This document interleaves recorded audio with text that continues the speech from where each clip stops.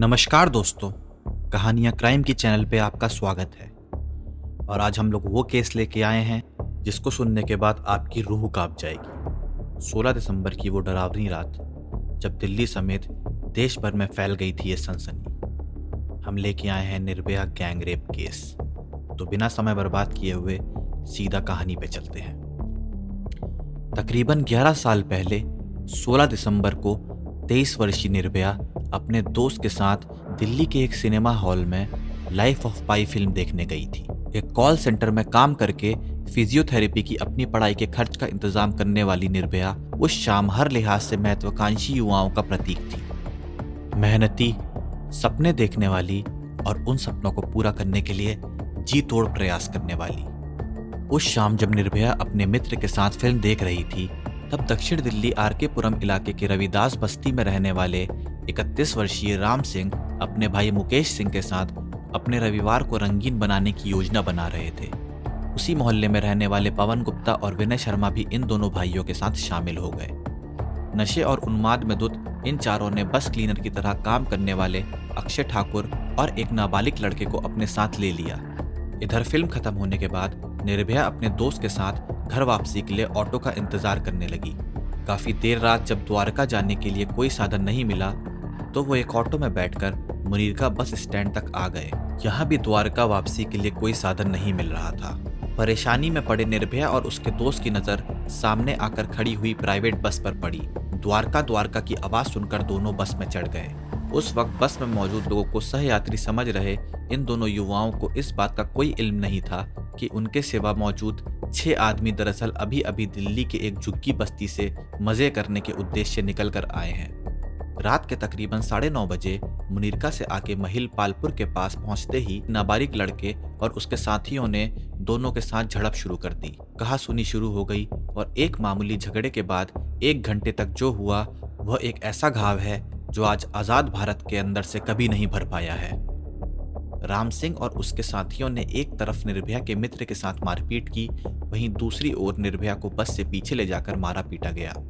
अपराधी ने यहीं बारी बारी से उसका बलात्कार किया। विरोध करने पर लोहे की रॉड पीड़िता के शरीर में डालकर जानलेवा हमले किए गए। उनके दोस्त को भी मार मार कर लहूलुहान कर दिया गया। 1 घंटे तक चले इस हिंसा के तांडव के दौरान यह सफेद प्राइवेट बस दक्षिण दिल्ली में गोल गोल चक्कर काटती रही। इसके बाद पीड़िता को मरा हुआ समझकर उन्हें सड़क के किनारे फेंक दिया गया। उन्होंने दोनों युवाओं के मोबाइल फोन, पर्स, पैसे, क्रेडिट कार्ड, डेबिट कार्ड सब कुछ छीन लिया। पुलिस को दिए गए बयानों में पीड़िता ने बताया कि बस से बाहर फेंकने के बाद अपराधियों ने उन्हें बस से कुचलने की कोशिश की और उनकी सांसों के साथ सबूत पिटाने की भी आखिरी कोशिश की। उधर शाम से गई बेटी का इंतजार कर रहे निर्भया के माता पिता रात 10 बजे के बाद से ही उससे बात करने का प्रयास करने लगे, लेकिन फोन लगातार बंद जा रहा था। रात के 11:15 बजे निर्भया के पिता को एक फोन आया। फोन पर निर्भया के एक्सीडेंट की सूचना मिलते ही परिवार भागा भागा सफदरगंज अस्पताल पहुंचा, जहां पीड़िता जिंदगी और मौत से जूझ रही थी। घने कोहरे की चादर में ढकी दिल्ली अगली सुबह अपने हालिया इतिहास के बड़े सदमे में एक आंख खोलने वाली थी। जांच के दौरान पता चला कि दोषियों ने लोहे के रॉड से हमले किए हैं और उसके दौरान पीड़िता के प्राइवेट पार्ट्स के साथ उनकी आंत भी बाहर निकल आई थी।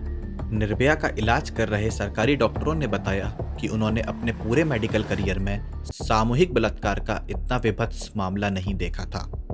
अगले 2 हफ्ते तक निर्भया का मौत के खिलाफ संघर्ष चलता रहा, लेकिन पूरे शरीर पे मौजूद चोटों और अतड़ियों का पूरी तरह बाहर निकल जाने की वजह से उसके ठीक हो पाने की संभावना बिल्कुल नहीं थी। हालांकि प्राथमिक इलाज के बाद उनके मित्र को अस्पताल से छुट्टी दे दी गई। निर्भया की हालत खराब होती जा रही थी। ये देखकर मनमोहन सिंह सरकार ने 27 दिसंबर को उन्हें हवाई एम्बुलेंस से सिंगापुर भिजवाने का निर्णय लिया। महज 1 दिन के बाद 29 दिसंबर की सुबह निर्भया ने सिंगापुर के अस्पताल में दम तोड़ दिया, लेकिन उनकी त्रासद और असमय मृत्यु से पूरे देश की महिलाओं पर हो रही हिंसा के खिलाफ एक ऐसी अलग आग जगा दी जिसकी रोशनी आज भी दिल्ली के जंतर मंतर से पटना, हैदराबाद, बेंगलोर में होने वाली नारीवादी आंदोलन में दिखती है। अब भारत के साथ साथ पूरी दुनिया में निर्भया नाम से पहचाने जाने वाली पीड़िता के समर्थन में पूरा देश एक हो गया। दिल्ली के समेत भारत के तमाम राज्यों की राजधानियों में मोमबत्तियों और प्लेकार्ड पकड़े हुए लोगों ने बलात्कारियों को फांसी दो, लड़की के कपड़े नहीं अपनी सोच बदलिए, बेटियों के लिए चाहिए सुरक्षा जैसे नारे लगाने लगे। आज़ादी के बाद गहरे शोक और गुस्से में एक साथ भारत के आने का ये एक ऐतिहासिक मौका था। पुलिस के आंसू गैस, डंडे और तेज पानी के इस्तेमाल के बावजूद दिल्ली के इंडिया गेट के सामने प्रदर्शनकारी डटे रहे। लगातार हफ्तों तक चले प्रदर्शनों के बाद तत्कालीन कांग्रेस सरकार ने सुप्रीम कोर्ट के पूर्व मुख्य न्यायाधीश जस्टिस वर्मा की अध्यक्षता में 3 सदस्यीय कमेटी का गठन किया। जस्टिस वर्मा कमेटी के नाम से पहचाने जाने वाली इस कमेटी का काम महिलाओं की सुरक्षा सुनिश्चित करने के लिए एक नए कानून को बनाना था। स्त्री सुरक्षा के मुद्दे पर देश भर से आए सुझावों के आधार पर महज 29 दिनों में तैयार की गई 630 पन्नों की यह रिपोर्ट के बाद 2013 में पारित किए गए क्रिमिनल अमेंडमेंट एक्ट का आधार भी बना। इस नए कानून के तहत विशेष मामलों में बलात्कार की सजा को 7 साल से बढ़ाकर उम्र कैद तक कर दिया गया।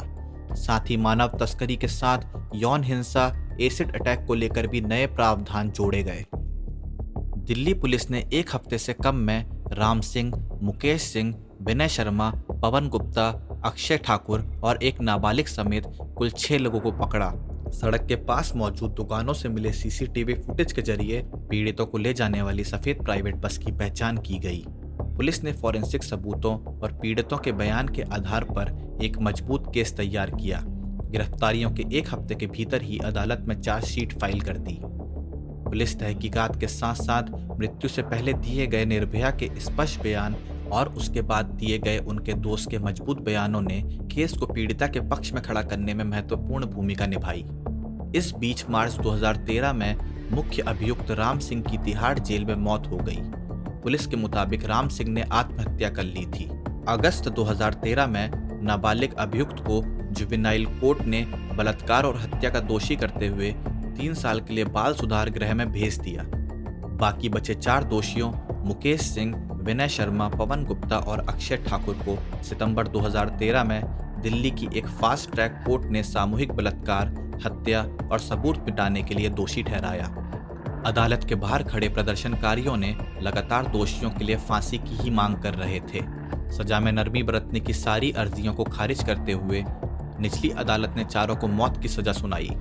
अपराध को क्रूर, अमानवीय और देश के सामूहिक अवचेतन को हिला देने वाला बताते हुए योगेश खन्ना की अदालत ने कहा कि वह ऐसे अमानवीय जघन्य अपराधों पर अपनी आंखें बंद नहीं कर सकते हैं। हालांकि सितंबर 2013 में फांसी दिए जाने से पहले तक यह मामला दिल्ली उच्च न्यायालय और सर्वोच्च न्यायालय से होता हुआ दया याचिकाओं के साथ राष्ट्रपति के दरवाजे तक हो आया, लेकिन हर दरवाजे में अपराधियों को मृत्युदंड टालने की अर्जी को सिरे से खारिज किया जाता रहा।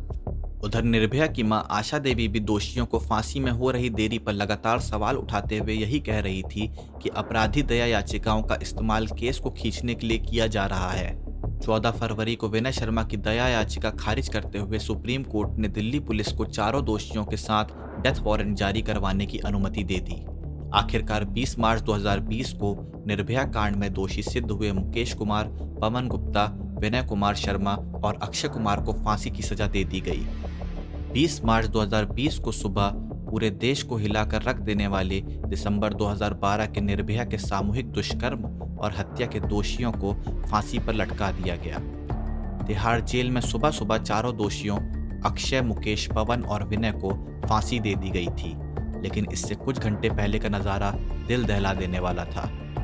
जेल अधिकारियों के मुताबिक फांसी से चंद मिनट पहले 2 दोषी जेल कर्मियों के पैरों पर गिरकर लिपट गए और रहम की भीख मांगते हुए गिड़गिड़ाने लगे। खैर, नियम समय पर चारों को फांसी दे दी गई और फिर पोस्टमार्टम रिपोर्ट में दावा किया गया कि दोषियों की मौत गर्दन की हड्डी टूटने से हुई है।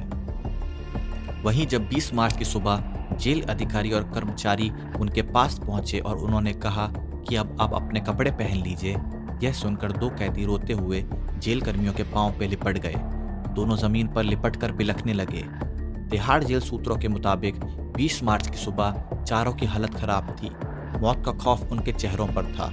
चारों ही बार बार रोते हुए जेल कर्मियों से कुछ कहना चाह रहे थे, मगर वो कह नहीं पा रहे थे। फांसी देने से पहले चारों को जेल कर्मियों की ओर से चाय दी गई, तो उन्होंने चाय पीने की बात तो दूर, छूने से भी मना कर दिया। एक अधिकारी के मुताबिक 20 मार्च की सुबह तक चारों दोषी जाग ही रहे थे। फांसी से पहले जब चारों को काले कपड़े पहनने के लिए दिए गए तो एक दो शिविर ने रोना शुरू कर दिया। वहीं इसके बाद मुंह पर कपड़ा ढके जाने तक चारों शांत थे। जैसे ही उन्हें फांसी घर के अंदर पहुंचने का आभास हुआ, चार में से एक मुजरिम जोर जोर से बिलख के रोने लगा।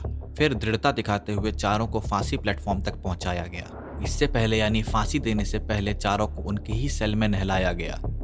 फांसी देने के बाद जेल नंबर 3 को दूसरे कैदियों के लिए थोड़ी देर तक खोल दिया गया था।